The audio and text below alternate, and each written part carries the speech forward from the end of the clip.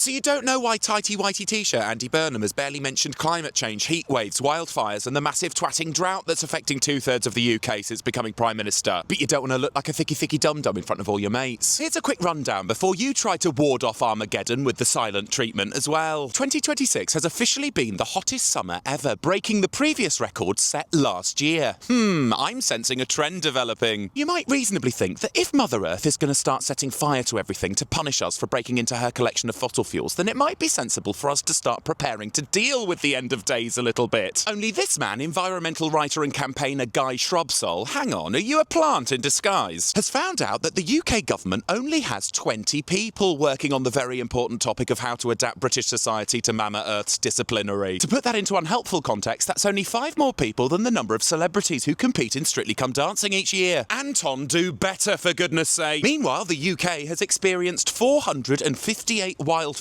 in July. That's 158 more than the total number of celebrities who have competed in Strictly Come Dancing since it was created in 2004. I don't know why I keep going on about it. It must be the heat. Now, the reason these wildfires are happening in places like the New Forest and the Cairngorms is because everything is very dry, because there's been no rain. Which is also why 2/3 of us across the UK have faced restrictions on our water usage. Now, you might be thinking, bloody hell, we ran out of water quickly. The reason for this is because back in 1989, Mephistopheles himself, Margaret Thatcher, decided to sell the publicly owned water companies to private investment firms who have spent the last 40 years funneling all the money we pay in bills into their shareholders' pockets. Which is why they haven't built a single fucking reservoir in the UK since 1992. But they have cashed out £74 billion in dividends, saddled themselves with £64 billion worth of debt, and are now trying to gamify the need for us all to take shorter showers because, again, they haven't built a single fucking reservoir since 1992! The water wankers have also imposed hosepipe bans across the whole of the UK, which is expected to save 577 million litres of water a day. Which is brilliant, because the leaky pipes the water wankers haven't invested in for the last 40 years are estimated to waste 3 billion litres of water a day. Oh, and by the way, in case the climate inferno drives you to one of Thames Water's new bathing spots, don't go in, because even though they've just opened it, they've had to fucking close it again because they've released a load of shit into the River Thames. But hang on, what's all this got to do with Uniqlo Andy? Well, Tighty Whitey said he'd nationalise the water companies because they haven't built a single fucking reservoir in the UK since 1992. But then he appointed James Purnell to be his chief of staff. James Purnell used to be the chief executive of a corporate lobbying firm called Flint Global, who used to work with Thames Water and give them advice on how to navigate the regulatory landscape. Suddenly, Andy stopped talking about nationalising Thames Water. Weird. Just like he stopped talking about the climate at the exact moment he's toying with opening up 2 new oil and gas fields in the North Sea. Oh, hang about, lads. Andy's just had a Cobra meeting and he's thinking about banning instant barbecues. That should do it.